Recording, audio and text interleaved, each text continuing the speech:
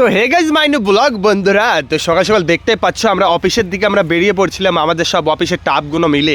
এই যে দেখতে পাচ্ছ আমরা এখন অফিসে যাওয়ার জন্য ট্র্যাক্টরে বসে আছি। এদিকে আছে মারফত মামা আর এই সাইডে আছে সাজহার মামা। তো দেখতে পাচ্ছ আমাদের অফিসের টাপগুলোকে। তো এখন আমি তোমাদের দেখাবো পুরো আমার অফিসের টাপগুলোকে। তারপরে এই যে এটাও মানে হয়ে গেল, আর এটা হলো হাওড়ার ব্রিজ। তো আমরা এখন হাওড়ার ব্রিজ আমরা পার হব। হাওড়ার ব্রিজ পার হওয়ার পরে এখানে চলে আসলাম মানে আমাদের অফিসে আমাদের কাজ শুরু হয়ে গেছে।